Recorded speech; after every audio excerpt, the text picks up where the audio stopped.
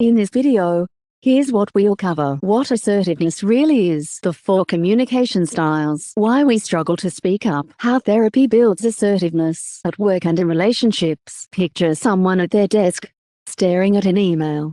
Their manager has just added another project to a week that is already full. They type a reply, delete it, and start again, perhaps a dozen times. One version sounds too soft, the next sounds too sharp. In the end, they send the soft one, then go home and lie awake with that familiar mix of resentment and self-blame. Why can I never just say what I mean?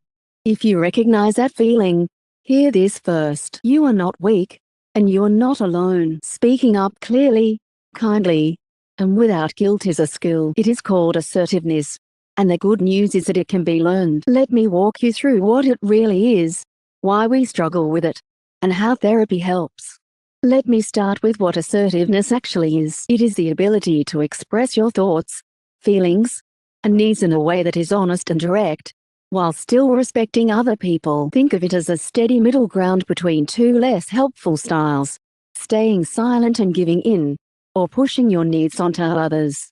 Being assertive does not mean getting your own way every time, and it is not about winning. It is about being clear. An assertive person can say yes, no, and I would like to talk about this with the same calm confidence. People often confuse it with selfishness, but in truth it is one of the most respectful ways to communicate, because it treats both people as equals. Most of us fall into patterns when a conversation gets hard, and psychologists often describe 4 main styles. The first is passive. You put others first and yourself last, and often feel resentful. The second is aggressive. You put your needs first, sometimes through blame or force, which may get a short-term result but damages trust. The third is passive-aggressive. You hide frustration behind sarcasm, sulking, or the silent treatment, so the anger leaks out sideways. And the fourth is assertive. You state your needs honestly and respect the other person's, disagree without attacking, and say no without guilt.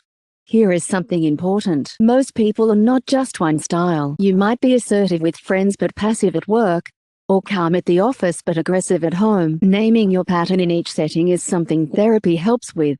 So why do so many of us struggle to speak up? Assertiveness is rarely a character flaw. It is usually learned. For many people, the body reacts to a hard conversation as if it were a threat, and the fear of rejection makes staying quiet feel safer. This link is especially clear in social anxiety. Low self-esteem plays a part too. If you quietly believe your needs matter less than other people's, you will struggle to voice them.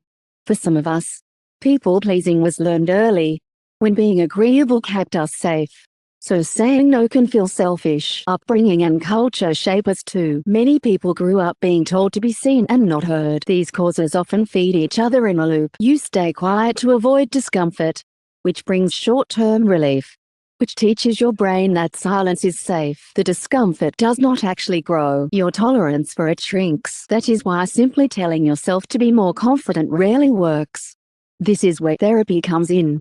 And assertiveness training has a long, solid evidence base. One widely cited review called it a forgotten evidence-based treatment, with decades of research showing it helps across anxiety, depression, and relationship difficulties. Modern therapy weaves it into approaches like CBT, and effective training usually has 3 parts. First, we gently change unhelpful thoughts. CBT helps you notice and challenge beliefs like, if I say no, they will think I am rude, and replace them with fairer ones. Second, we practice the skills. A core tool is the I statement, which names your feeling in the situation without blame. I feel overwhelmed when tasks arrive late in the day lands differently from you always dump work on me. Therapists also teach the DESC approach. Describe the situation, express how you feel, specify what you would like, and explain the consequences. Third, we try it in real life. Role play lets you rehearse hard conversations safely, and then you take small, planned steps, building from low-stakes moments to bigger ones. Setting boundaries is a key part of this work, and it is often where the biggest change happens. Does it work? The evidence is encouraging. A randomized controlled trial of a structured program found real gains in assertive behavior, and clear reductions in social anxiety, with benefits holding at a 1-year follow-up. Like any skill, these grow stronger with repetition.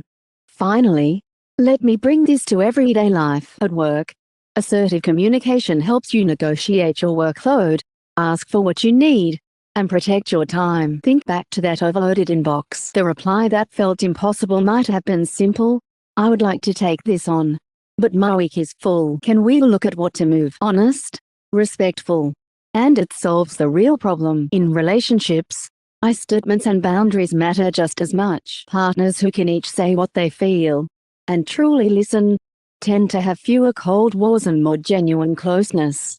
You do not have to untangle this alone. If staying silent, then quietly resenting it, is straining your work or relationships, support can help. At Potentialz Unlimited in Bella Vista, we support people across the Hills District. You can read the full guide or book an appointment using the links in the description below. Before you go, here's a quick recap of what we covered. What assertiveness really is, the 4 communication styles, why we struggle to speak up, how therapy builds assertiveness at work and in relationships,